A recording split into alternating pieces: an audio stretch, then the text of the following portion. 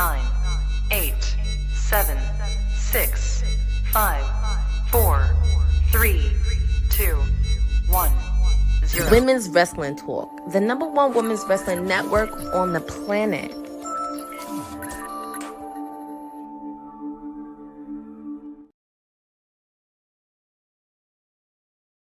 Happy Monday, y'all. Happy Monday. Happy, what up, Lewis? Happy pre-Thanksgiving week for my folks in America. Canadians, we already did that. But wherever you're from, wherever you're hailing from, put it in the chat. Where you're from, what city, what state, what country, all that good stuff. Also, just for you guys, there's a lot of wrestling going on. It's very expensive. Go and get yourself a NordVPN on us. What does that mean? You can go to NordVPN, just put in our code WWT, and you get almost 75% off. That's what you want in your life. Another thing that we definitely want for this show in our life is the PR Princess, her life. She had, or PR Princess herself, I should say. She had a crazy long weekend. Shout out to all those interviews that she's doing. Courtney Rice is in the building. Hey, what's up, guys? Happy Monday. Yeah, it was a wild Saturday, I will say. But we were able to get a good chunk of interviews happening. Definitely a lot of chaos happened at Full Gear. I also did see AAA happened around the same time as well. So a lot of wrestling happening. And of course, I mean, it's the final Monday before Thanksgiving in America. So a lot of stuff we got to cover. A lot of stuff definitely happening. You can catch those interviews on IG. You can catch our watch along and post show for Full Gear, and with the sprinkle of AAA on YouTube. 4.5 hours. I mean, I'm not even gonna complain because Courtney was doing wrestling. It felt like 13 hours or something like that. And we'll get into all of that. But big news, I guess we've discussed this before. So WWE announces 3 of their newest recruits at the Performance Center, which again is interesting because they've been kind of letting go of people, adding new people in, etc. I mean, the only thing I can think of is, not everybody's perfect for the job. So it is a job. And they're looking for certain specific things, and people might not make the cut in time or get everything, so they keep it pushing. That's the only thing I can think of. However, but my other side is like entertainment feels like something that you can if you educate people properly, you can get what you want from them. But anyways, thoughts. 3 new recruits at the Performance Center. What do you think, Courtney? Well, it's really interesting because I just saw the article that Fightful posted, and this actually happened during the tryouts during SummerSlam weekend, because I know they did do tryouts during that period as well. And also some of the wrestlers that you see, they've had background in gymnast, athletic background, which we have seen many people, most specifically, not just in WWE, but also in NXT, that have that background of doing like basketball or soccer or anything else. And it's very interesting. Just continue that cycle. I know we have talked about this a lot, and also with the cuts that we've had throughout this whole year, we've had people getting released, let go, or they decided they didn't want to do this anymore. It's very interesting, but I think many people realize WWE is going to keep continuing to be a machine. They have the NILs, obviously, of course, they have the PC, and even Nakama Boza mentioned it's a possibility because is LFG renewed for season 3? Right, because LFG 1 and 2 went back to back, so it makes me think. It makes me think that maybe it really didn't do well in the ratings, or. I mean, yeah, I don't know. It's interesting. I did like the show. Very reality based. It kind of, I think it brings in people who are not necessarily wrestling fans. It's kind of like almost the same amount of people who started watching wrestling because of Total Divas. So I think that's what LFG brings. But it takes money to run a TV show. So we'll see. Shout to Bosa. Lewis is hailing from DC. Okay, I see you. And Eric in the chat. But we'll see what happens. I think it's one of those it's almost one of those concepts like you throw certain things at the wall, or essentially in this case, you throw certain wrestlers at the wall and you see which one sticks, which makes sense for the WWE universe. So we'll see what happens. Another thing that is happening, congratulations to AJ Lee. She revealed she's writing a movie for Dragon Ball Z, which I think is going to be huge because I know, not personally myself, but I know there are Dragon Ball Z fans all over the world. So I think this is going to be a good thing for her. Any thoughts on this? I'm actually very happy, and also with the fact too, this is the same writers who did not just Dragon Ball Z, they also did Sailor Moon as well. So people are very familiar with Sailor Moon, including myself. I'm a huge fan of it, but I'm very happy for AJ to really jump into that. And also, she was on Stephanie McMahon's podcast on What's Your Story. It's out today. This is actually her first podcast appearance since she returned to WWE. So I know we're going to dive into a little bit with Stephanie in shortly, but I'm very happy AJ is doing something that she loves. She said that she's in anime, she's in the video game, she's a nerd herself, so she does relate to a lot of people, and I'm very happy she's diving into an area that she loves and enjoys. And we also love seeing wrestlers being interested outside of the ring, obviously not just with AJ. We have seen it with Mercedes, where she's in the anime realm, especially with some of her outfits in New Japan. Obviously, of course, we've seen a lot of people step into the music space with Swerve and Max Caster, and on many others that stepped into the music world. So it's really nice to see a lot of wrestlers be interested in other things. Yeah, it's nice that it's kind of like, I wouldn't want to say she did it right, but she was able to do her career on her own terms. She kind of used the vehicle of WWE and was able to, make it work. Did you get to see the interview? I didn't get to see the full interview. I saw a teaser of it where her and Stephanie wanted to clear the elephant that was in the room that happened. And we'll talk about that shortly. But yeah, it was just a teaser. And I was like, oh, AJ and Stephanie McMahon in the same room. That was very interesting. Yeah, well, I mean, let's go into it. Let's talk about it. Because, we could talk about the elephant first and then also go into the women's evolution. So what was the elephant that they were talking about? Well, obviously, if you did not know, a couple years ago, this is like when the revolution started, AJ was very vocal about equal pay towards women's wrestling. And apparently when she tweeted that and when Stephanie tweeted it, it just kind of blew up in a way. So AJ was actually one of the first few ladies in the women's revolution, because you have to remember the period that she was in. And this is like no shade to some of the other ladies. Like, there weren't getting many 30-minute matches. It was kind of considered bathroom breaks. And also with the fact to Stephanie, yeah, it was pretty much. And it's funny because Stephanie McMahon praised Patricia Arquette for fighting for equal pay and women's rights during her Oscar appearance speech at the Oscars. She tweeted that. And AJ actually responded by saying, your female wrestlers have record-selling merchandise and have starred in the highest rated segment of the show several times, and yet they receive a fraction of the wages and screen time of the majority of the male roster. Hashtag use your voice. And pretty much, I'm not going to go further, but Fightful actually posted this, and AJ kind of addressed this. A long time ago, the women's division was in a different spot. It felt like an uphill battle a lot of the time. I was one of the first people really fighting for it quite vocally. When you are the first to do something, you get hurt storming the gates. It's a little rougher. I think it's worth it because it opens a path for people that come behind you. There was an incident on Twitter in which you had posted about equal pay. And as I mentioned earlier, that was what she retweeted. And Stephanie replied back saying, you were champs, so you did have a lot to lose, but the courage that it took to fight for what you believe in, the fact that you were a different character than any type of stereotype, the audience loved you from the start. They connected with you in a special and unique way.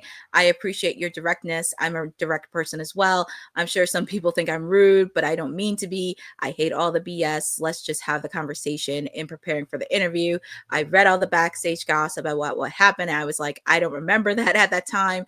It's so interesting interesting because people never really know. I was actually happy that you posted that.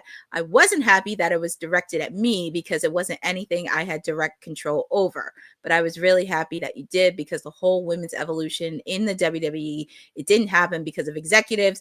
Maybe along the way, people voicing their opinions. It really happened because of the women who paved the way, all the way back to the beginning of all these incredible women who have been inside the square circle, no matter what promotion they were in. Then for our audience, when they started Give Divas a Chance at that time, that's what couldn't be ignored. The audience would have never gotten behind the movement if it weren't for people like you who actually stood up for women publicly and took on the machine a little bit. It was a big deal, I thought. Mm-hmm. Yeah, that's what I was thinking. You know, oftentimes we kind of peg people like Stephanie or people in like Stephanie's position as if she can just say, "Oh yeah, well they can get a raise." It's not. It's not that simple. And yeah, you know, she's the figurehead, especially because obviously she's a McMahon. But I think people who are aware of corporate environments kind of know what goes down, and you know how many, like, you know, you have to bob and weave a lot. So but yeah, I mean, you have to, I really appreciate, because sometimes when you watch certain interviews, you're like, oh yeah, I'm not going to talk about this, it's going to be just fluff. Yeah. So I appreciate that, because you have those conversations. And I think people got a better understanding of Stephanie's position there at the time. And you also have to remember that she technically doesn't have a position right now. I don't know if she really wants one. But yeah, it's very, I honestly, I don't know if she'll ever write a book, because I feel like that book might burn down a lot of houses, but I hope she does. I'm willing to believe there's so many things that she will probably carry with her to the grave, just because like you just can't talk about it.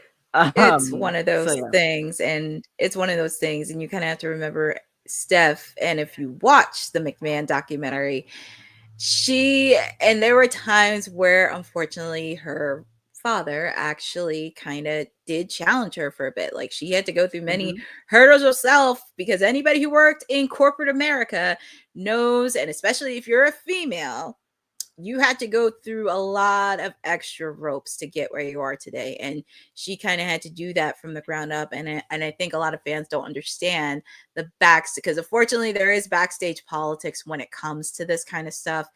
And also with the fact too, and I'll talk about GCW a little bit later on, because I asked Gail a similar question about what happened to her earlier this year, that it does open a lot of conversations for having females be on the business side and executive side of professional wrestling, along with the bookers. And that was very interesting to do that, because I mean, for me, if you have the experience to do that, and if you do that, it's like we have to work twice as hard to get where we are today, because there's no traditional path. And that does lead a lot of open conversations towards not just that, but also equal pay as well. Yeah, there's so many different factors that are involved. I mean, you have something called, like, you don't know as a woman, right? Because then you have something called a pretty tax. Did she get this because she was pretty? Did she? And it's like all these things, and then you start questioning, and this, you can also play into race as well. So it is challenging. And you know, Bosa's saying, and not only is she a female, but her last name sort of hindered her because nobody probably took her seriously, which, you know, that's considered, that I think that should be taken into consideration. Because here's a thought: in a different universe, and not to say she wouldn't be who she is now, but how do you think it would have played out if she didn't marry Triple H? I think that would be a different conversation. It would be very interesting on that, because we remember when she first started in WWE, and not many people did take her seriously. So that's also another hinder to do, and also the work that she's done on the philanthropy side of it. So that would be very interesting. And I think people would treat her differently if she wasn't a McMahon. Like, if they looked at her as like, she's Vince's little girl, she wasn't with Triple H, but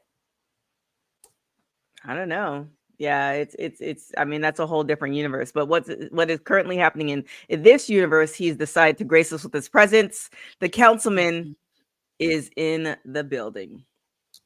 I'm here for a good time, not a long time. Okay. Oh, that's much better. Oh. Y'all look ridiculous on the vertical side. Y'all look ridiculous. You're like, here for a like good time. Here, and then y'all right down here this small. I was like, vertical. You're here for a short time, not a good time, or for a good time, not a short time. Whichever one makes sense to you. Okay. I may be able to stay the full show. I may not. I'm currently still working. Your councilman has a lot of constituents to talk to as we get ready for Survivor Series. Okay. You got to get things ready, and it's also trying to get over this sickness. Well. Still sick. Still sick, man. Just congestion. That's all. Okay. Yeah. Did you get to watch the interviews? The AJ interview? Watched the whole interview. Nice. I watched that interview. It was great. I think it was a great introduction to her back outside of the WWE. I'm glad the elephant in the room, as y'all had mentioned, was up. Which what's funny about it is it's an elephant, but it's not an elephant. The only real crappy part that I took from it was Stephanie put something out and things were going, and then it snowballed to where she got kind of thrown into the fiery range, and all the stuff started coming at her, which is why Stephanie brought up like she was just kind of hurt that, you know, it felt like it was singled out to her and everything. And that's how people kind of took it as, oh, well, you know, you're holding the women's division back and you should be giving them a chance. It's like, whoa. First off, I agree with all of them. Wait a minute. I'm not holding nobody back. I agree with them. But it's clear, like, you know, what IWC does when they get these things and you got the crowd and you got the audience involved, it like turns into this bigger thing to where it's like, dang, now it seemed like there's friction between them. And then you're at a time where Vince is there and Vince loves taking real life stories, even if they're somewhat fabricated, and then spinning them into the actual storyline, feeding that illusion even more. And then on top of, you know, what happened when those things were going, then on top of the fact of what was going on with her husband and then her husband, it's like, you know, more stories, more weaves and threads start getting pulled and fabrications start getting told. And really, it's just one of those, like, y'all leave and then that's never cleared up. So now you got almost a decade of like, oh, do they still hate each other? And it's like, no, we don't hate each other. Like, we just, things happen and we never got a chance to really clear that up. Kind of the same thing like Blade and Ryan Reynolds. Everybody thought Wesley Snipes hated Ryan Reynolds, and that just wasn't true at all. And then they finally got to clear it up, like 20 years later in Deadpool and Wolverine, where he was just like, you know, he was like, I don't like you. You never did. And just to be able to throw that joke, like, yeah, but it was really like, yo, they never had a problem with each other. Oh, okay. Oh my goodness. I remember that, but I didn't know that's what the reason why. Look at you educating outside the universe. Yeah, because both of them were in Blade 3. And the rumor was that like Ryan Reynolds was being like cocky and an asshole to Blade, and you know, Wesley Snipes caught an attitude about it, and it wasn't really that. It had to do with how the director was trying to portray Blade, and they didn't like a direction that they were going in. Where basically they was trying to lower down who's the main character of the film, and so he lashed out about it. And then they tried to make it seem like, oh, because he mentioned Ryan Reynolds in it, it was distinctly towards him. And it was like, no, it has nothing to do with that. Gotcha. Well, thank you for the education lesson, Councilman. Another thing, so speaking of education, so Bailey kind of announced that I actually thought it was happening, but it's happening soon. She's announcing that one of her goals is to open up a wrestling school, which I think we saw it coming. She's mentored so many women, and she's already thinking of her, I don't want to say exit plan, because you have Seth Rollins who has a school and he is, you know, doing his thing.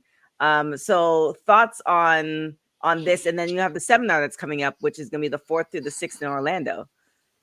And by the way, Bailey, if you're listening, I will be in Orlando. So, I just want to be a fly on the wall. I don't want to train. I just want to be there to witness. I won't even tell people what's going on. I just want to be Why there. she can't act like she ain't got Bailey phone number? Why she acting like she can't get The funny thing is, so it's funny because sometimes when I've done these interviews throughout the years, sometimes I'll get the person's number to confirm, and then I'll be forgetting that I have people's number on my phone, and it's like, oh damn, yeah, okay, but no, yeah, I don't have I don't remember. Not that I don't think I have a number. Now I just realized I have somebody else's number. Anyways. See how her internet messed up to where she couldn't put out that bullshit statement. So she couldn't give out them fabricated lies she was about to tell. That shit did. Oh goodness. Hilarious. So thoughts, Courtney, and how will this? I mean, thoughts on this, especially with women's wrestling and what Natalia is doing with her school. What are your thoughts? Oh, we just lost her. So, well, I'm gonna go first with my answer. I mean, people know Bailey's really well respected in the wrestling business, not just WWE, but everywhere. I mean, everywhere you go, people have always influenced, not just by Bailey, but also Mercedes as well. But everybody always says Bailey. Like if you see in the blooper moment, but you will always see some of the stories that people always say about Bailey, and it's not just wrestling, it's just some of the stuff that she's been through, and she's kind of like everybody's favorite cheerleader. You see her at all these events, you see her with not just WWE, but even outside of WWE, just being that supportive, and also setting up this wrestling school is very important for her. And also, I didn't get a chance to watch her on Nikki and Bree's podcast. I definitely want to listen to that. So the full interview is out. But for her, it really is nice that she is leaving an impact, and she'll just go an extra mile no matter what happens. And for her, it really does sentiment that she really made an impact in not just in wrestling, but also most specifically in women's wrestling.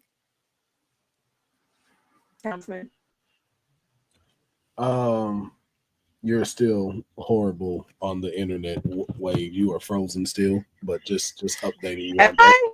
Yep. And I just look like you look like Dion on the last episode of Kayfabe. It was just the image. Oh, I don't know. I mean, I'm moving on my end.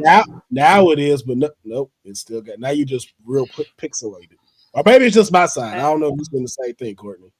Yeah, I think she's kind of frozen because I do see it pixel and freezing. Yeah. Well, let me you answer. I'm gonna restart and hop back on then.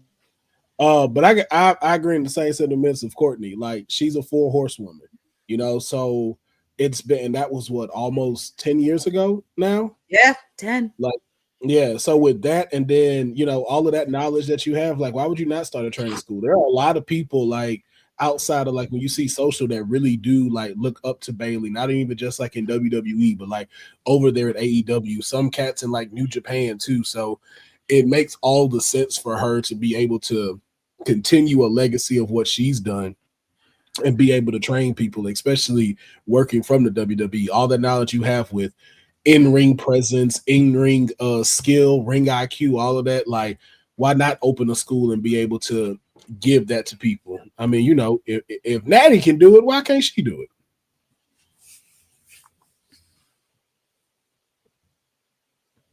That's it. I think she's so frozen. Stillness in TK right now. Her stoicness towards this topic. I know. But, we're just going to get this out the way for her. We're just going to talk about Monday Night Raw, which is happening at the top of the hour. I mean, it's final Monday before War Games, continuing the aftermath of AAA. Would you like to do the preview for Monday Night Raw? Y'all be having me do it, so might as well get it in. I mean... Hey, man, the only time you could talk about going in Raw and it not sound like it is derogatory or X-rated. But we have so much impact for you on tonight's Monday Night Raw. the scumbag of the century, the El Capion, a triple I. Dominic Mysterio will be in the building tonight, and he will be addressing his opponent, Mr. 17 and never seen, the greatest of all time, John Cena, as he will be taking him on at Survivor Series War Games in his hometown of San Diego. What will the greatest luchador of all time have to say about the GOAT? We will find out in just an hour and a half. It's 3:33 right now. So you know the angel numbers are aligning. And we also have the fallout for the men's War Games match that is coming up. We know we will be having a match that will see who will get the advantage in the War Games. We know the Tribal Chief will be in the building. They have announced that Brock Lesnar, don't know. They just announced him. Don't know what that means yet. It's just he's been announced, but we do know almost each and every member of the War Games match will be in the building tonight. So you never know what chaos is going to ensue between these two volatile teams. We also have JD McDonough taking on the most deadbeat dad in history, Rey Mystery O, because we are not calling him Mysterio anymore. You do not get to put yourself towards that lineage. Dominic's stepdad will take on JD McDonough. Will his big ass head be able to knock out the 619 and pick up a win towards the Judgment Day? Or will this deadbeat dad pay his dues and pin JD McDonough since he doesn't pay child support, obviously, and support his children? We're going to find out on Monday Night Raw. We also have more. We are now in the quarterfinals of the Last Time Is Now tournament, and one of those matches will be Penta versus Solo Sikoa. Will the leader of the MFT take off the luchador with the most swag we have seen since El Grande Americano in 1987? Which one of these two will advance in the tournament and get a chance to be John Cena's final opponent December 13th at Saturday night's main event? We will find out. And we also that's not happening. AJ might be there. She might be there. But we also have more of the qualifying matches. We are going to have Gunther taking on Carmelo Hayes. And when I tell you that is one of, if that's not main event, I'm not sure what is. It probably won't be. But for me, it's a main event worthy match, and it will be happening tonight. And you want to make sure you do not miss any of this, because at the top of the hour, the Tribal Chief is kicking off Monday Night Raw. Get your ones ready to throw it in the air, because we are going to the big show. And that, ladies and gentlemen, is your Raw recap. Will you have a post show with the mayor? Who the fuck knows? But stick around and you may find out.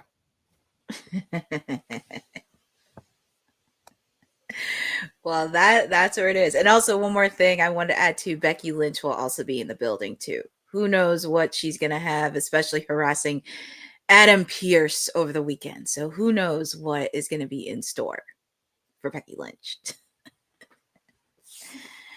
Yes, we will see. We shall see. But is there a match in particular that you're interested in for tonight's Raw? Or anything happening tonight on Raw? Gunther versus Carmelo, man. That's one of those where I'm just like, yo, I don't want either one of them to lose. I don't want either one. Those are the two out of the entire remaining people in this tournament that I want to see go to the finals. Like, I wish this was the final match to that tournament, but it isn't. But that is the one I'm very much looking forward to, man. I know those two are going to put on such a show. And then the other one with Penta and Solo, just the personalities of those two in the ring. Mm-hmm. That's what I can't wait to see. Cannot wait to see that. And then hopefully we get to see something from our IC champion, Maxine. You know, what is the next step for her? Is it Becky, or is she moving on to somebody else since Becky is involved in War Games now? That's what I'm looking forward to. What about yourself?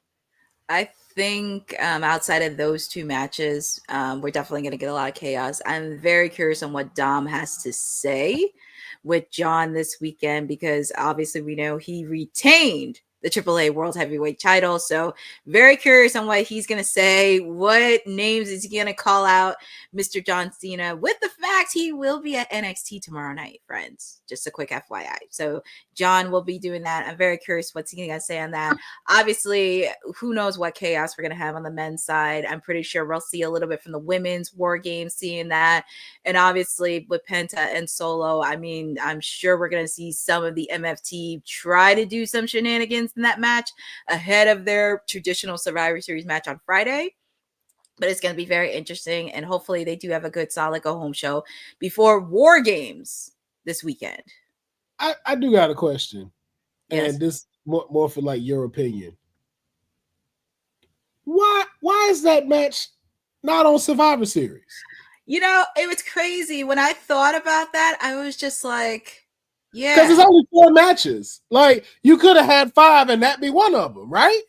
You could have 5. I mean, that's tradition. You should have a traditional match in there.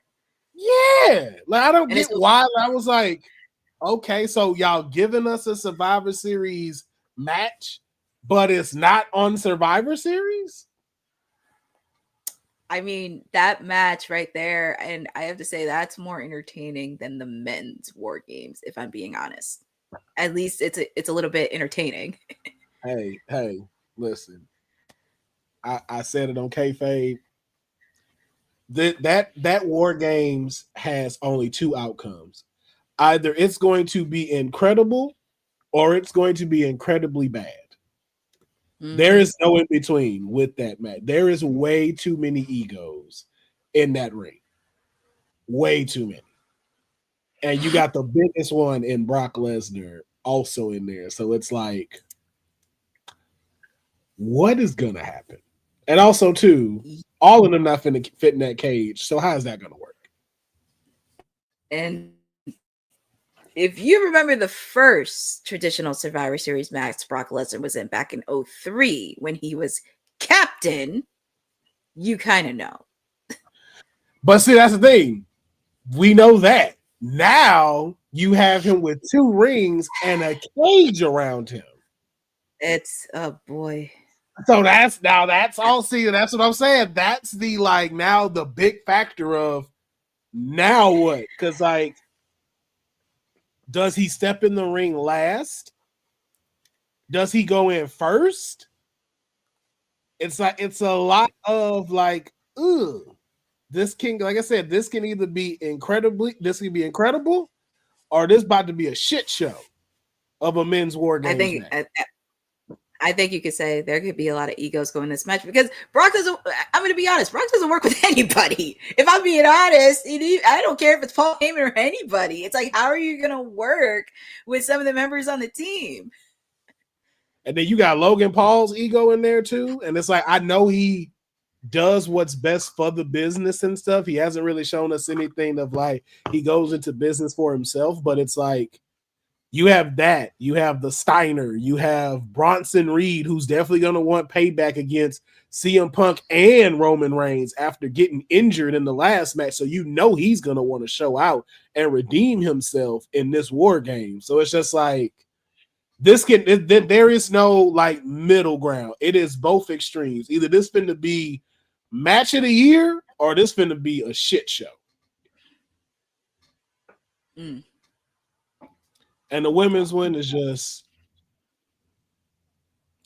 well, you had your reaction last week, so yeah, we here. Why any of them are in this? Honestly, that could have been a Survivor Series match. That, for some reason, to me, I don't know why it makes more sense. Why AJ and Becky are in it, I don't. They just need that star power. They just need the star power. And again, it can either go incredibly bad, or very good. I feel like they'll show out though. I feel like women-wise, they're able to put their egos to the side and show out the way that they need to. Mm-hmm. Yeah. Agreed. TK's back. TK, you gotta talk for we think. Okay. I went to the multi-universe and then came back. I was like, oh, okay. We're just I had to go and reset the whole the cube. Router. Yeah, that's it. Well, you crystal clear now. Well, there it is. Maybe that's just it. It just needed a little tinkering. Did you do the raw preview, Will? Yep, I did the shit out that raw preview. Oh, nice. Just want to make sure Dylan got it. All right, what do we got left? We could talk about Psycho Sid's son because he's actually doing something with. So the son of Psycho Sid, who passed away, he's going to be hosting a first annual Psycho Sid Memorial Benefit Show, and the profits are going to animal shelters. Nice. Gunnar Yudi, which that's his son's name, is looking to get back to wrestling, and they're going to host it with profits going to the animal shelters in Crittenden County. And the ring for the show costs $1,200, and his son is using $6,000 of his own money and asking fans to help with the other half. So he's not stepping into the wrestling world, but he is doing a purpose. And as I mentioned, every single dollar of the profit from the event is going to go straight to all the animal shelters because his father, Psycho Sid, loves animals, especially dogs and cats. And he went on and saying, Arkansas's wrestling family, animal lovers, and everyone who ever marked out for my dad, I need you right now. I just launched a GoFundMe to buy the ring that will start TWO, the wrestling order, and host the first annual Psycho Sid Memorial Benefit Show. And as I mentioned, 100% of the profits are going to go to all the animal shelters in his county. I love a good animal shelter, animal project. 12 for the ring. Oh boy, that's crazy. But definitely go and support. That is. We'll put the and you know what you can support Dylan when you get this. You can put it on the. Go on, Court. I was gonna say, you know what else you can support? The women's wrestling. The Women's Wrestling Archive is what you can support for everything, all women's wrestling. And she had the segue perfect and ready to go. My bad. Like Courtney had it It was so good. It was. She had I was like, yo, she had the perfect setup. And then TK was like, oh no. Like, oh damn it. She was, it went back. Support the Women's Wrestling Archive. I'm trying to find that. Here it is.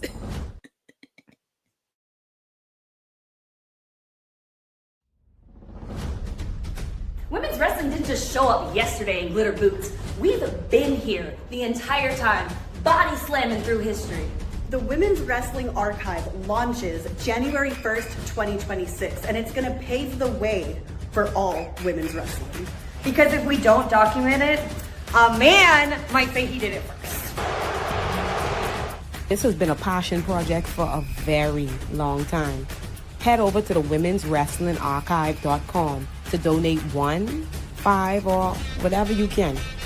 It all goes a long way. Let's give these women the spotlight that they've always deserved. Her story belongs in history. Help us preserve it today. Join us at womenswrestlingarchive.com. Support the archive. Support women's wrestling. Donate today. Yo, this been played so much. At this point, if a man does make this before we do, y'all ain't shit. I want y'all to know y'all ain't shit because you had your chance to donate, and you don't let Apple beat us to this. Okay, that part. Do not let Nick Khan beat us to this, and for damn sure don't let Tony Khan beat us to this. Donate and support the Women's Wrestling Archive before Saudi Arabia decides to do it and display it all over there, and we can't go look at it and whatnot. Support $1, $2,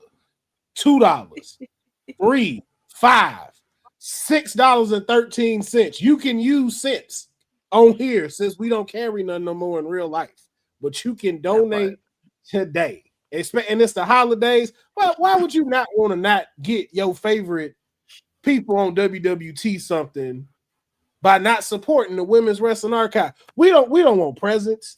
We don't want cash apps. We just want y'all to support the archive. Make it great like Mercedes Monet's title reign right now. All right? And get us to a championship wrestling archive that can launch as early as January 2026. You can go look at everybody that has wrestled. Okay? Wendy Richter. That other lady that also wrestled Wendy Richter in the ring. Candace, Tori, Quamisha, Jewel could be on it. Gail Kim can finally get her respect because she definitely doesn't have it for me. Natty as well. You can find out all kind of information about them on the Women's Wrestling Archive. Don't miss out and not be a part of history.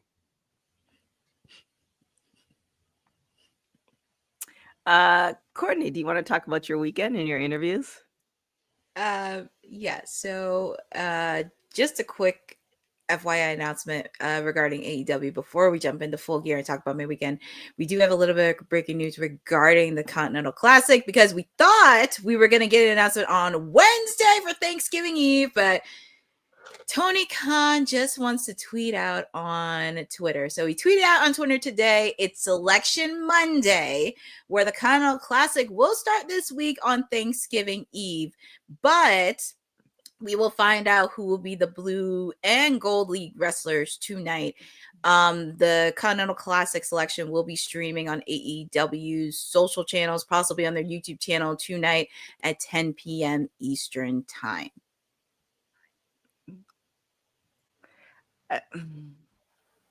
Yeah. There's so many things. But we'll it is what it is. Thought it was gonna be on Wednesday, but yeah. I mean, if you want to find out who's on the Continental Classic, just look on YouTube. But in all seriousness, it is definitely something that everybody's excited for. I'm very curious on who is going to be there because there's been a lot of people within the AEW realm that has been making moves. So we already know, obviously outside of Okada, because I want him to get rid of that belt. I'm already sick of him with 3 belts already. He's going to be in it. Takeshita's going to be in it. And Kyle Fletcher will be in it. We now know Kyle O'Reilly will not be in it. What? Time it. You're on mute. How many belts does Okada have? He has 3. He has 3 belts. I only saw him with 1 on Full Gear. No, he has 3. He has 3 belts. So does that mean that one just represents all 3? Well, I don't even know how they did it. So he had the Continental Championship belt and Kenny Omega had the international one, and they did the winner take all match. So with those 2 belts, the international and the Continental one, they created a AEW Unified Championship match. So that's considered the 3rd belt from All In Texas. See, I be trying to give your product a chance. You see, Courtney, I be trying. Then they go do stupid shit like this that make me go back over there with them TK people. You see, I watched all of Full Gear with TK, and I enjoyed myself. And then I gotta find out why can't he just be AEW World Champion? I don't know. And then they just throw another belt on Ricochet. Is it me again? We're gonna talk about that in Full Gear. Yes, because you're gonna be talking about you and your interview. I'm sorry. Let's not get no, that's okay. I talked a lot about Okada because I'm already sick of him without the belt. But anyways, it was a very fun weekend. I do want to give a thank you to GCW, Tommy Fierro, and everybody from the team at ISPW Wrestling. It was a really great event at the American Dream Raw. I was very happy. Myself and Honey had to attend at GCW Fan Slam, where they actually had a show afterwards, which was very cool in the mall, by the way. If you go back in time, like from WCW and back in the day when they had malls, it was very interesting. also with the fact too, I was very happy, and I know Honey will probably talk about this in kayfabe later in the week. I was very happy we did get to chat with Karrion Kross, and also her number one pick, Matt Cardona, because he was there, and very happy that we got to do that. We also got to see Hacksaw Jim Duggan was there with his wife doing a meet and greet. We also got to see Brian Myers was there too from TNA. Tommy Dreamer, shout out to the team from Busted Open. He was there as well. Rhino was there. And also seeing Gail Kim, which by the way, this was her only appearance in 2025. I was very happy to meet with her. And TK mentioned she was one of the early people when this first started. She was one of the few people that second interview. And she was very upfront, and she had her own social team there. So you may see us on her social channels as well, because she had her own social team there. But also it was a really great conversation, which will be posted before Thanksgiving. And she was very sweet. She was very open and definitely led that discussion. So you guys will get to see that soon. But it was a very fun event. I was very happy that I got to attend, and hopefully ISPW and GCW gets to do this in the future. And plus, it was a packed house in their matches. The matches looked really good. I was very happy to see that. But again, shout outs to Tommy Fierro, ISPW, and everybody from GCW on making this event successful. Remind me also too to cuss Honey out when I see her. Oh no. Remind me, yeah, to cuss her ass out when I see her. That you hear that in the background. That's what Honey gonna need when I talk to her. Oh my gosh! I just realized we're all wearing glasses. And thanks, MB999. Yes, but she needs to know to put her stuff in real format and stop playing. Okay. Oh, also, who filmed those with Matt and Karrion? That was me. Well, also, I gotta cuss you out too, then, ma'am. Just I ain't gonna cuss you out. I'm gonna just do one gesture.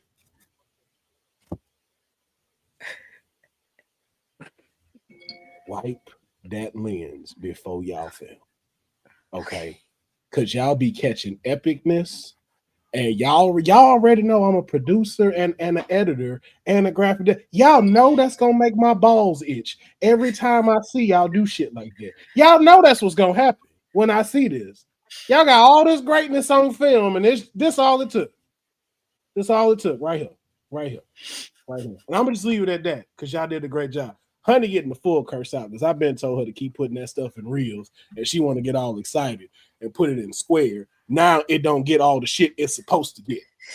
But you have improved on your posting, so good job to you. And actually, my interview with Gail was clear, so I did check. Yes, it was. I just have to do some editing later tomorrow. Well then, all right. I don't think we need to go over full gear because we already did. Is there any highlights that you want to talk about? Well, at least Courtney. Yeah, we gotta get Courtney. Yeah. Thing. Oh my goodness. Oh yeah. Well, I'm not gonna go too. Wait. Hold on. Will, ask Courtney what time she got off. She left the scrum. Yeah, because I know I saw the video with Ricochet. He said it was like 1:30 in the morning. So what time did y'all leave? Because I know he wasn't the last one to go home. 2 o'clock in the morning. So it was over at 2. Mm-hmm. How far is it from your place? It really wasn't that far. I didn't get home probably till like before 3 in the morning. You sleeping all Sunday. Pretty much. Y'all some true wrestling. It's actually funny because Tony Khan, and I was telling Courtney this, and I'll say it on here too. It's like he makes sure that everybody gets questions, which is great, but it also results in a long day. But usually when I used to go to these shows, like I remember I went to Seattle, watched the show, did the scrum, and I was like, there's no point in me going back to the hotel. So I literally went back. I went to the airport to catch a 6 a.m. flight. And I think I got to the airport at like 3 a.m. There was like, it's just because I already knew that the media scrums are always on the longer side of things. But you know, there's positives and then negatives for everything. But shout out to AEW. Anywho, sorry, Courtney. Getting back to your experience. It was a very good experience. It was a solid show from top to bottom. I think they did deliver. I do want to give if Courtney would have left early, no. MDB, I'm gonna put you in timeout, sir. But anyways, I do want to give a congratulations because Ricochet did win the national championship, and I did chuckle during his scrum during his interview. Do want to do that. We do have a new TNT champion in Mark Briscoe. It was a good match between him and Kyle Fletcher. They definitely did deliver. I got to give a credit to Kyle O'Reilly because, you know, I know people are not too fond of Kyle O'Reilly, but I will say this was one of the biggest wins that he had because if you remember, from when he first started in AEW, he was starting to pick momentum, but then he got injured, and now he's back. And he's with the conglomeration, but I was really happy he did pick up a big win over Jon Moxley. That was a really, really huge win for him, and hopefully they continue that momentum. But it's AEW. I don't want to take it with a grain of salt. Do want to give credit to Miss Toni Storm and Mina Shirakana on getting the win. I don't know what stipulation they're going to have with Megan Bayne and Maria Shavir, but who knows what Toni has in store. Do want to give congratulations to Chris Statlander to retaining the AEW women's title. And like I said, I had a chance to ask her a question during the media scrum, which I will post later in the week. And very giving a shout out to her. Also, congratulations to Samoa Joe. He is the new AEW World Heavyweight Champion. But we saw the return of Swerve Strickland, who has a new theme song, by the way. And if you do not know who's on his theme song, well, if you know 90s hip hop, you know who Raekwon is and the Wu-Tang Clan is. Pretty impressive. Yes. Yes. Also, I did the dangerous ad lib. I'm pulling the Dave Meltzer. I'm just gonna say what I want to say. I did the dangerous ad lib on the song, so you're welcome. We'll just start doing that for the rest of the year. I'm gonna just say shit that ain't true like Dave Meltzer. I also have more breaking news. AJ Lee is actually 6'3" tall. Just throwing it out there.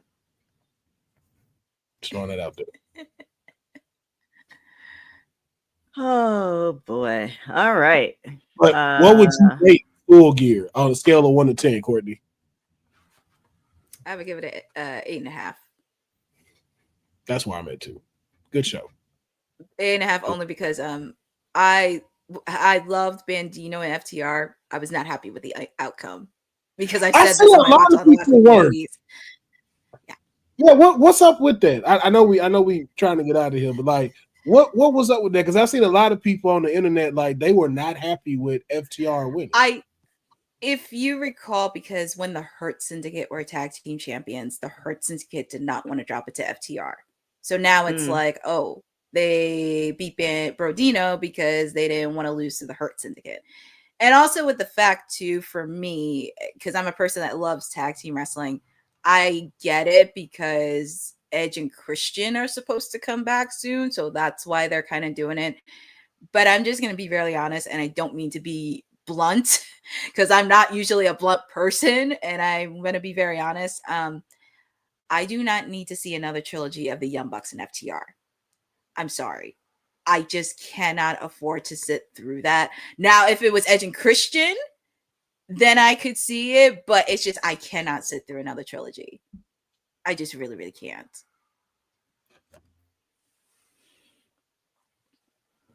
Hey man, you heard it from the PR princess herself, man. Keep that trilogy underground. Anything you're looking forward to on Monday Night Raw, TK?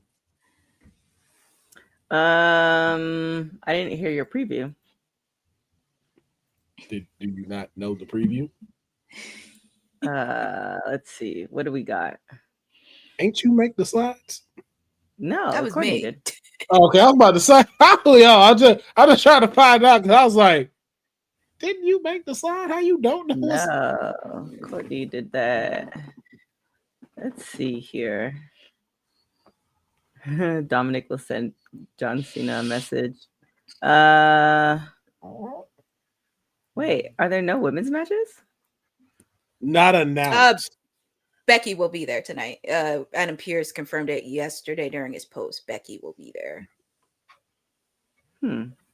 Yeah, but the only matches we know maybe Ray and JD McDonough. I want to see what that looks like, especially obviously since Ray's affiliation with would it be his stepson? Stepson, yeah, stepson. Yes, oh man, stepson.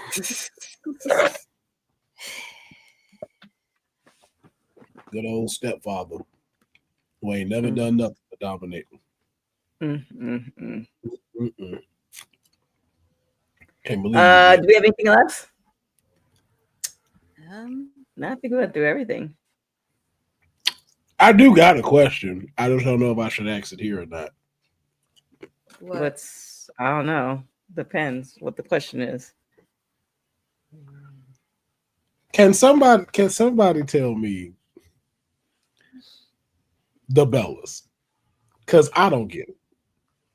The Bellas. What do you mean? Yeah. What about I don't get it. Like, I don't understand why they so hyped. I don't understand why they keep being able to come back. Now, and to give context, I was not into WWE at the time that they were there. Not because it was them, just the company in general. So I just want to make sure that's clear. They had nothing to do with me not watching at that time. It just wasn't a product that interests me at that time.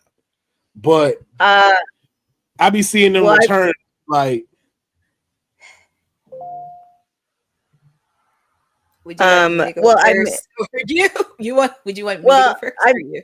Well, I made mention of it earlier to the show, like with LFG. I think Total Divas and Total Bellas made a huge impact on a group of people who weren't necessarily watching wrestling that brought fans into watching wrestling. So you have I remember we had somebody on a host on WWT when we were with AfterBuzz, and he was a fan of the Bellas because of the reality show, and then he became a fan of WWE, but he'd only watched WWE.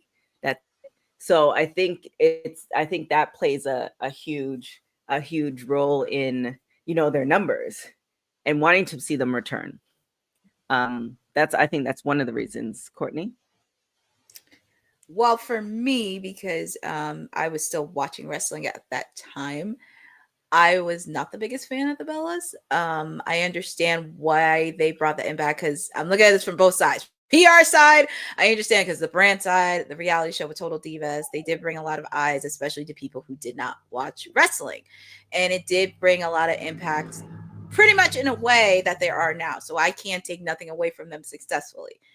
Now, for the other side, the wrestling fan side, I mean, I understand, because they weren't trained, which was crazy, because they trained when it was FCW from back in the day with Natty and everybody else at that time. They were at the developmental territory stage, so they did train, but also with the fact too, it was very polarizing, weird, because when they were dating both Daniel Bryan and John Cena at that time, there was a lot of messiness backstage, especially towards Maurice and Maria, because if you watch Total Divas and you saw what happened, where allegedly, they tried to block their way of trying to get in, and Maurice had a little bit of a fit where she did confront both of them about that. So there was a lot of backstage concerns, and especially at that time with AJ Lee, when she was the then Divas champion, and that's why they had Nikki be the reigning Divas champion and try to erase AJ, because there was a lot of pettiness backstage.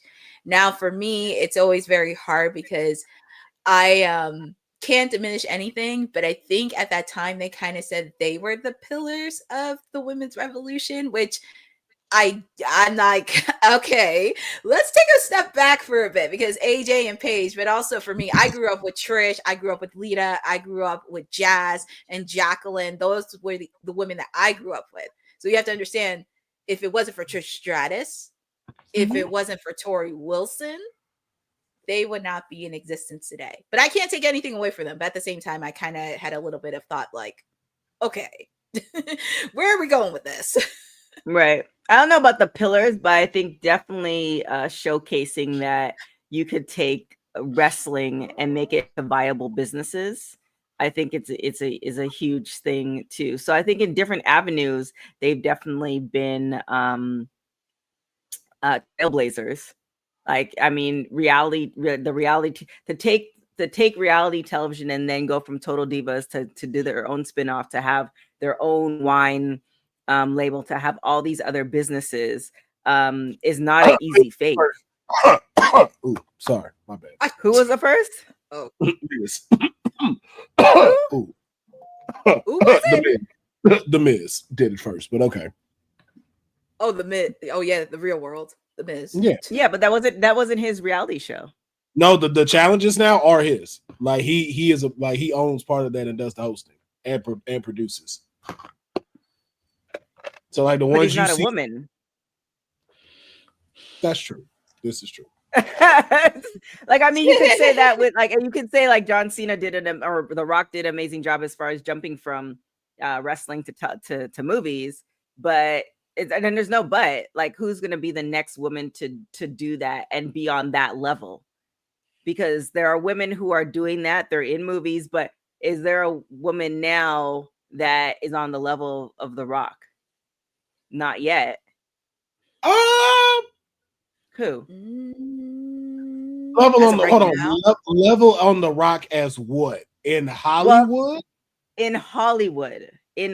Oh, The Rock made a jump from wrestling to Hollywood. He also took that wrestling to Hollywood to create his own production company, to make his own movies, and now he's on the whole level that there's a whole sect of individuals who know he's a wrestler but have never seen him wrestle. And they're still standing like his. So who, as far as woman wise, who is that woman? Nobody yet. Nah, the closest. Nobody yet. It's gonna happen, but nobody yeah, yet. closest would be Becky. Probably that would be it. That's probably the closest one. Right, but That's Becky's on Becky that because she was in movies. Right, Bianca could be on that bubble depending on her role. Jade could be on that bubble depending on whatever roles they eventually get in the next couple of years. But nobody's done that, and so I'm saying with the Bella Twins, yes, you have the Miz. However, what they showcase throughout their reality shows and after that, and how they spun that, like is definitely trailblazing. And just like every other woman has done different things. Trish did amazing things. Jacqueline's done amazing things. Jazz has done. Every woman has done amazing things to push this forward so that women can now go get pregnant and come back to their job and still do other things. Like that's very much a progression. So definitely shout out to them. But as far as they brought in a lot of people who weren't wrestling fans, who started watching wrestling because of them, who were introduced to wrestling because of them.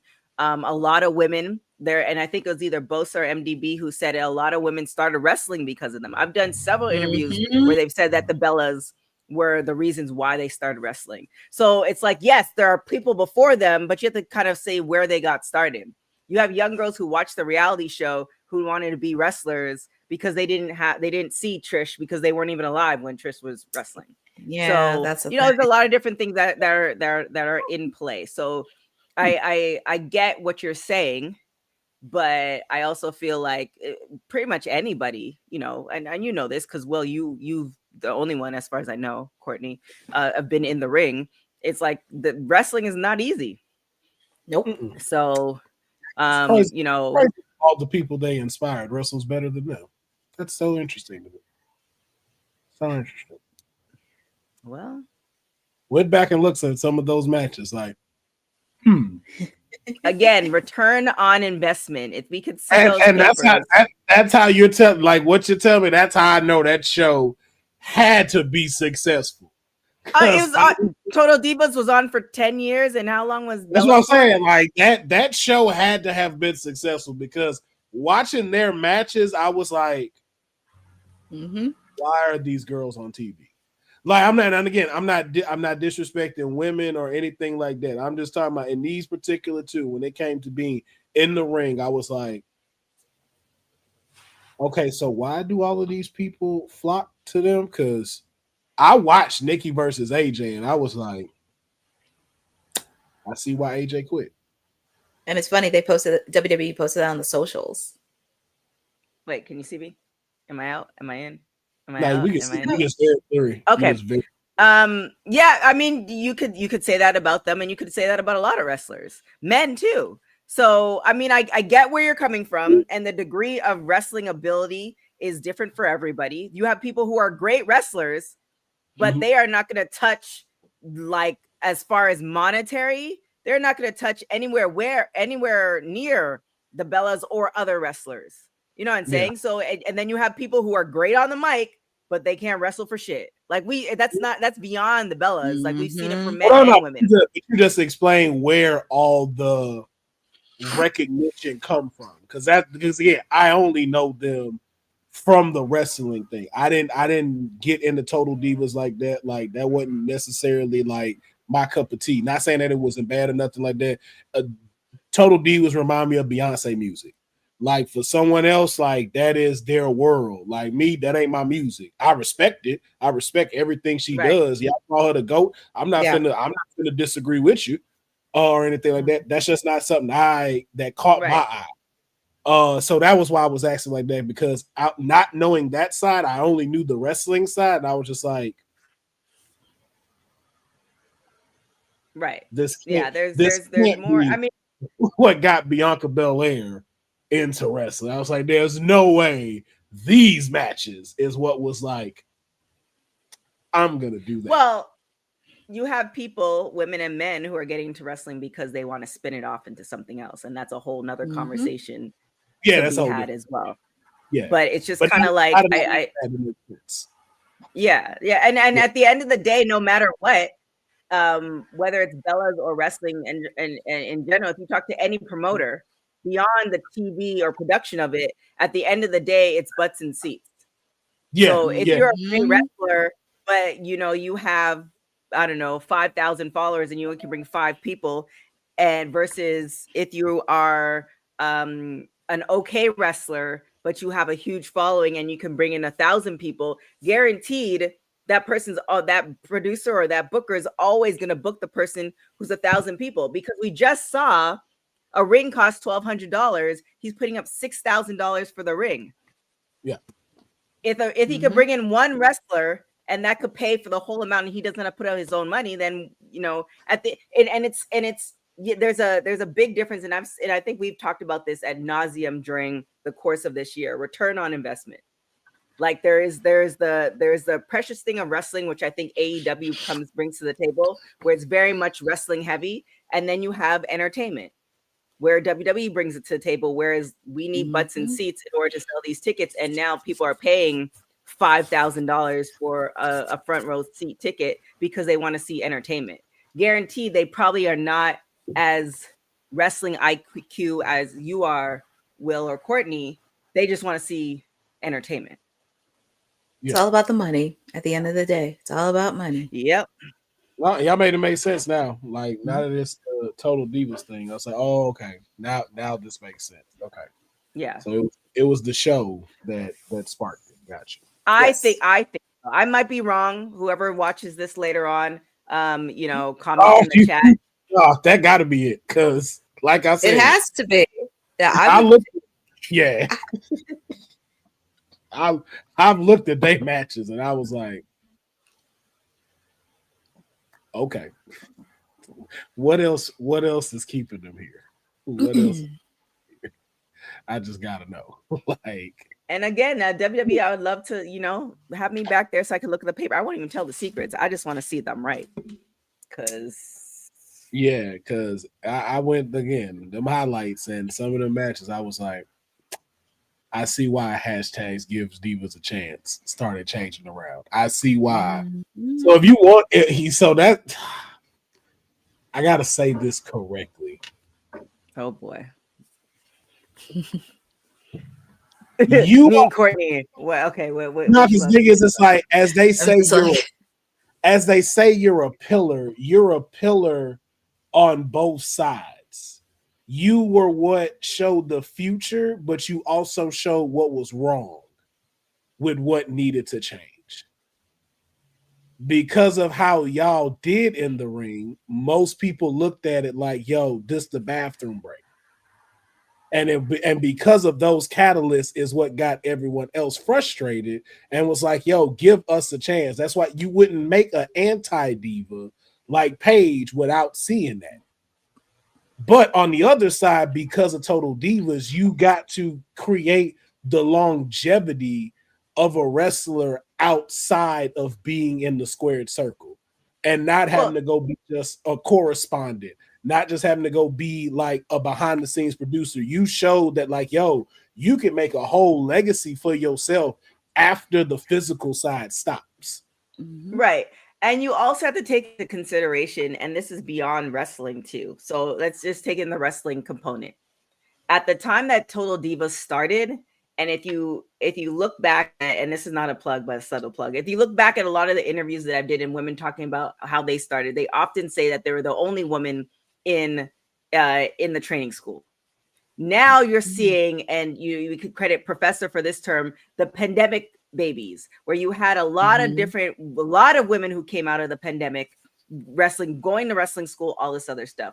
The amount of women that we're seeing now, I bet if we were to look at the numbers to 10 years ago, as far as if we were to take each wrestling school and take the number of women then versus the number of women now, is totally different. So one, you're putting the education behind it. When the Bellas started, they started at a diva search. And it's no shade to them because they were athletes, but they started at a diva search. It was a little bit different. So that's to take into consideration. Then you also, as far as athletes now, what they're getting in college, what they're getting in high school, like I was running on 2 torn hamstrings. That wouldn't have even been a thing if I tore one of those hamstrings this time, like in this era. So you have to take all of those things into consideration as well, as far as skill and stuff like that. Like, kudos to them. I think they both said that the level of women now today is, you know, they're not there. It just is. You have women who are, you know, starting. I mean, you have Roxy, you have people who are starting 13, 14 years old. Paige was a phenomenon when she started because of her family. Like, she grew up, she was pretty much born into it. So you have to take a lot of different factors and into all of that compared to where it was when Total Divas started, even prior to that, versus what it is now. So, you know, it's just, I get where you're coming from. It's also like I have the same type of opinion about Kim Kardashian. Whether you hate her or love her and how she got started, this chick has been in the industry for 25 years and created multiple different businesses, and essentially created a whole legacy for her family, her children's children, her children's children, off of one thing. Like, regardless if you hate her or love her, she's managed to stay on television, which is unheard of, for 20 plus years. Like, no disrespect, and it ain't no disrespect to Bells. I really, like, again, I didn't get it. Don't mean I don't respect it. I just didn't get it. But I will agree to disagree that y'all are definitely not the pillars of where the women are today. I'm not gonna say that. Yeah, did they say that, or is this like I think they might have said that, because I think it wasn't Brie, it was Nikki that said that, because I forget, it wasn't recently. This was like a couple years ago. She said that, and I was like, now, like, yeah. And was it in a promo, or was it in an actual interview? I think it's been twice. One was in the interview, and then one was in a promo, and one was like recently when she just made her return. She said that too, and I was like, nah. Yeah, it just depends on the context. I know, I know, Bozo, when you circle back, because I know you be putting the comments, circle back in because it really depends on the context of when she says things. Because I think back to the interview that I did with her on the red carpet, actually it was this year, and we talked about Cena, and she answered it, but she knew what she was doing. You know what I'm saying? So I think it really just depends in the context. So know, like you said, it is. Yeah, like you said, if it was an interview or like a promo, because if it's a promo, it's like, okay, the character is saying that. I'm not gonna knock you as a character saying that, but it also was said when it was not in a promo, so it's just like. And then also you can't beat twins, meaning that they're memorable. Like you're already at an advantage, regardless if you can wrestle or not. Like, yeah, there's two of y'all. Yeah. So you know that if you take any person, and you just have them watch wrestling in that era, they're going to be memorable because they were twins. Just like China was memorable, and it's not disrespecting her wrestling or any of that, but China stood out. Like, like, people are still calling for China. Still, people are still calling for Hulk Hogan because he stood out.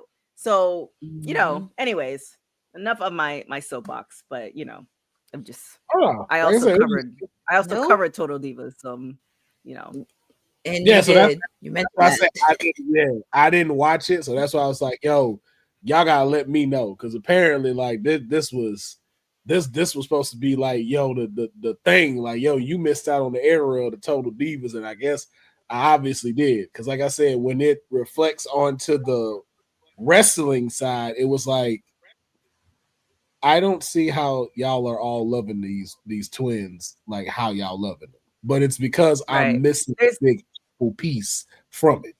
Yeah. And then another thing you have to take into consideration, they're the generation that benefited from, what is it, Title IX? They're the generation. So now you're seeing women in sports and women making money off of sport. Like, it's very, that show was very revolutionary in a lot of different aspects. And that's what attracted me to watching it, because it's like, I'm an athlete and I love to see like the combination of the two. That's why I liked LFG. Like, I like that type of stuff where it's just like, all right, cool. I can rock with this. So there's groups of people who don't even know at one point Title IX didn't even exist. You just, women here, girls and women, thinking sports it's always been like that for us, and it hasn't. So that's another thing too to take into account. Yeah. Oops, sorry, Beulah. Anyway, sorry for my my monologue. But I think we're done, right? And attracted where? In the ring? MD, you.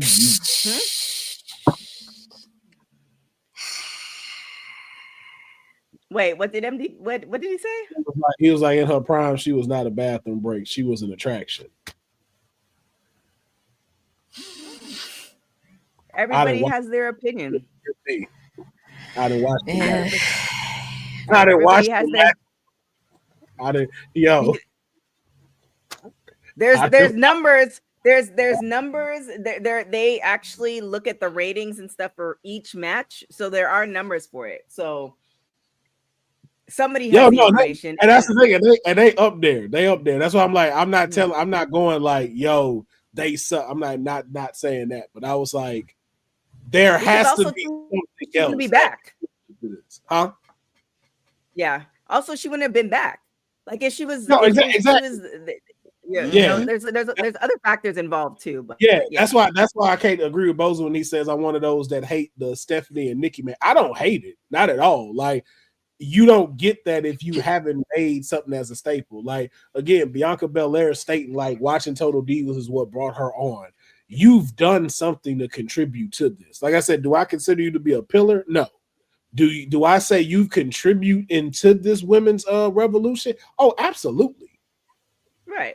And there's no reason why it don't make sense why she gets a title shot. But like, I'm not disagreeing with that. Like, it's one of the obvious things to happen, and it makes it an easier thing for Stephanie to defend and possibly win to close out the year, so we don't have to worry about really burying anybody right now, because there's no woman on the roster currently that can really afford to take an L for the women's world title, except for Nick, because it just puts Stephanie over even more.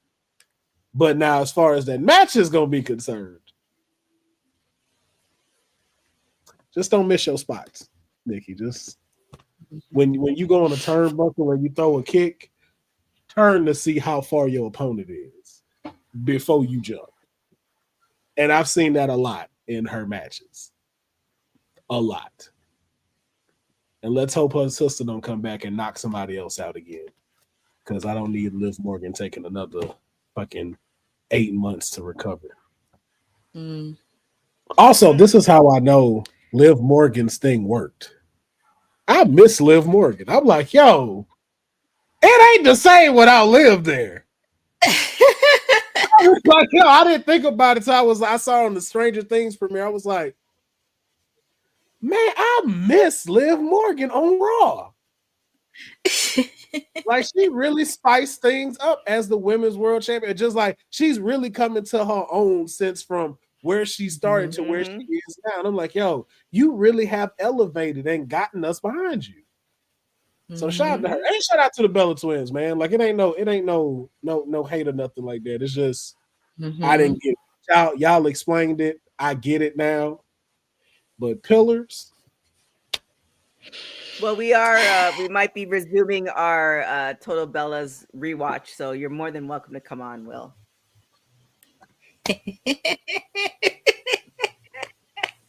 Total Divas, baby. Total Divas. Because I know Naomi, Natty is on there. And if memory serves me Paige correct, was on there too. Paige was on there. Isn't there one? Were they still going when, or if this is a different one that they cover when like Natty lost her dad? Because I remember seeing something. I don't know if that was Total Divas or not, but it was like an episode. It was like a clip of Jim in the kitchen. And he was hilarious on the show. Yeah, and I was like, he's hilarious. Okay, I don't mind watching that. Yeah, I remember Renee was on it. Yeah, Renee was on it. Nia Jax was on it. Nia Jax was. I heard Nia Jax. Rhonda was on it too. I would check out Total Divas. Alicia Fox was on it too. Yeah, Total Bellas I can't watch though, and it's not even really because of them.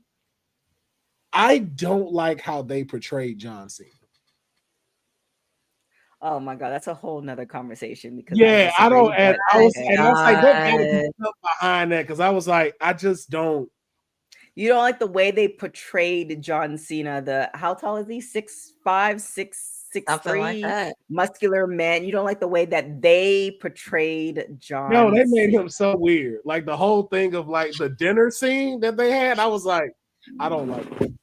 I don't like this. So you think they did? You think that they edited and put that all together to make him look like that? TK. Now you've been in reality television just like I have. You know all that stuff written. Come on now, come on. How many basketball wives? Will, you know it's John Cena, though. You think John Cena would say, "All right, y'all portray me however you want to make the show get the numbers"? You think John Cena would be like, "Dude, that's okay"? TK, you've heard him say that in interviews. Like he doesn't complain. He goes with the show. He said that before. He has literally said that about when he was in WWE. Same thing when he's doing movies. Like he doesn't really say a lot of stuff. Like whatever they give him, he delivers. This is WWE and movies is different from reality television, which even though yes, I agree. Yes, I agree. It's relatively very, very scripted. It's no longer reality anymore. However, there are people, because you know that, and people in the industry know that, the average person in the Midwest doesn't know that. You know, I know why, because when I used to be a tour guide for TMZ Tours, I used to, the questions that people ask me, I'd be like, yeah, you think this is real. And I'm not going to give away the secrets, but it's just kind of like, he knows, like he's a smart individual, and he knows that people are watching this. They're going to think that this is his personality. So again, if he's going to agree to that for his personality, that shit was weird. I hope he got a huge check, but I don't think so. I'm sure he did. I just think that's him. I think that's him. He's very, very militant. There's rules. Nikki went with it, and then they made that is what it is.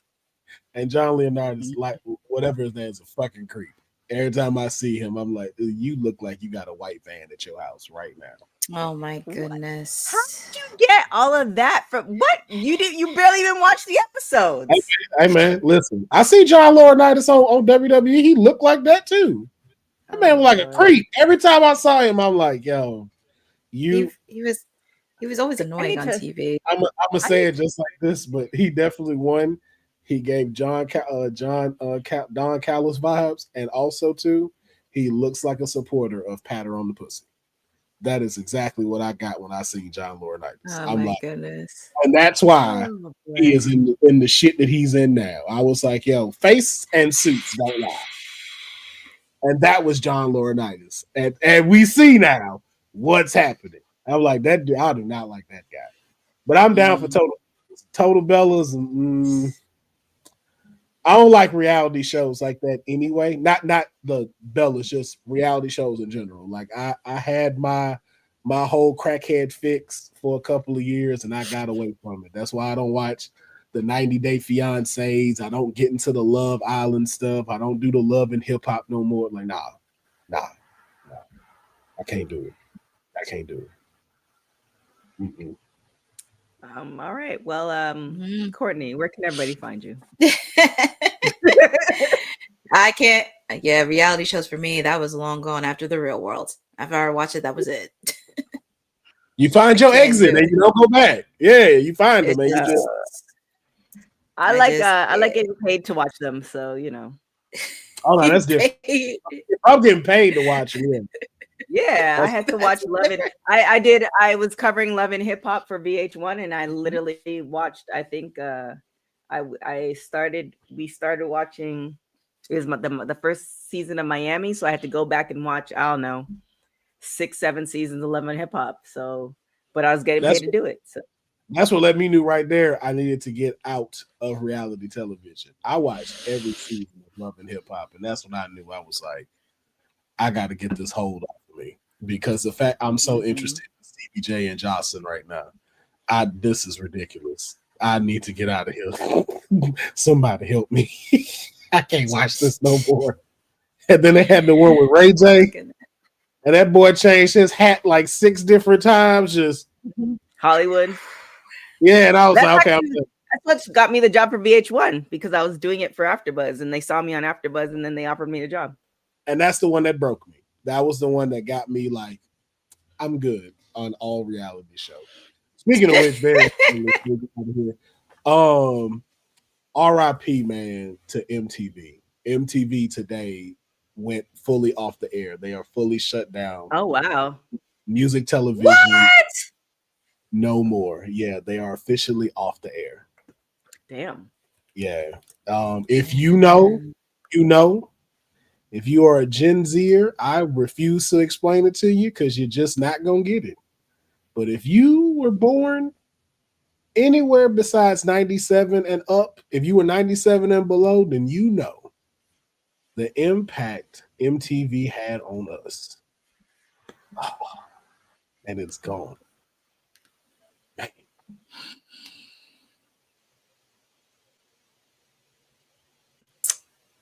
Man.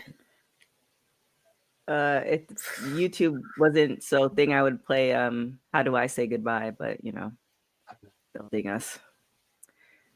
They need to figure that out, man. This is getting ridiculous. Like, we need to figure out, not we, YouTube, y'all need to figure out shared monetization when they come to music, man. Like, y'all got to figure this out or something, because there's so many moments that we can have with like music that we love that we could be able to throw into stuff. And it's not fair that we can't monetize our stuff just because of that. Like, man, get with these labels, figure something out. Sick of this. I be wanting to play Tip Drill on Kayfabe so bad sometimes. Just for no reason. Courtney, where can everybody find you? People can always find me chirping sporadically on WWT as much as I can. Wednesday, you get to spend a special Thanksgiving Eve with me for AEW Dynamite because we continue the fallout from Full Gear. We're also going to kick off the Continental Classic. Friendly reminder, they're going to be announcing the participants later tonight at 10 p.m. So whoever's going to be in those matches, you better get ready because we are in store for a great Continental Classic this year. So feel free to hang out with me and also sharing a lot more thoughts on AEW Full Gear that happened during my watch along. Also, make sure to follow me on my socials at CourtneyNJ11. check out the highlights from GCW Fan Slam, also for Full Gear as well. I got a lot of content that I'm going to post up. Obviously, I'm going to post the interview that I did with Gail Kim. It was a really great interview where they did open up a lot of discussion for a lot of females to be holding the business side, operation side of professional wrestling. So I thought that was a good conversation. Also did tap in, because I'm a fan of Food Network, tapping into her husband, Chef Robert Irvine, because he does love some wrestlers in the UK that I found out. So really a great interview. Obviously, I am going to post the interview. I asked Chris Statlander in the media scrum as well. So feel free to check me out on socials. Also, make sure to follow ISPW Wrestling, because the next time I will be doing commentary is February 13th, 2026. We have Girl Power Pro Wrestling 3 happening in Parsippany, New Jersey. We're also, as I mentioned, we're going to have Carissa Rivera, formerly known as Electra Lopez, be there. And we're also going to have the virtuosa Diana Perrazzo there as well. There's going to be a lot of surprises happening, but yeah, she's your PR princess, your timeless elite. She's got a lot of stuff cooking. And yeah, I can't wait to spend Thanksgiving Eve with everybody for Dynamite. There it is. Councilman. Gail wins the Continental Classic. I said I hope Willow Nightingale wins the Continental Classic. That's what I want. For the men? Are you sure for the men? Why not? It's 2020. It's 2025. Why not? Shake it up. Why not? If Kane was watching this, he would be a happy little camper. Know what I'm saying? Let's shake it up. I would love for Willow Nightingale to just be a huge monkey wrench in it. So, yep. But you can find me at Will Pharaoh, PHARAOH. No episode of Kayfabe this week because it is Thanksgiving, so we want to make sure people be able to go celebrate with their families. I will not. I will be cooking my own Thanksgiving dinner, getting high, and watching Harry Potter, because that's the thanks I'm gonna be giving, because I can do that. But no episode this week, just so everybody can enjoy themselves and have a good time, eat some turkey. Besides, it's Dion's first Thanksgiving as a papa, so want to make sure he be able to spend his time as he need. And let's all be honest, by the time Kayfabe start, everybody gonna be asleep from turkey. Damn, that's a lot of turkey. Hey, listen, it go down to some households. I'm not having turkey because I'm not cooking that. But I'm gonna have me some ham, some mac and cheese. I might cook some yams with little marshmallows on the top and some cinnamon. Got me some green beans cooking, some mashed potatoes, and some lamb chops. All right. Well, with that being said, thank you for that menu. You guys can follow me everywhere at TK Trinidad. Make sure you check out WWT on all social media platforms. So there's not going to be any shows on Thursday or Friday, but we'll see you back on, WWT live shows, I should say. We'll see you back on Wednesday, and then obviously next Monday. With that being said, thank you guys so much for watching Women's Wrestling Talk, the #1 women's wrestling show on the planet. Ciao for now. Thanks for joining WWT. Don't forget to like us on all social media platforms at WW Talk Pod. Like and subscribe on all video and audio platforms, like yesterday, my G. And check out our website at www.talkpod.com. Thanks for watching Women's Wrestling Talk, the #1 women's wrestling network on the planet.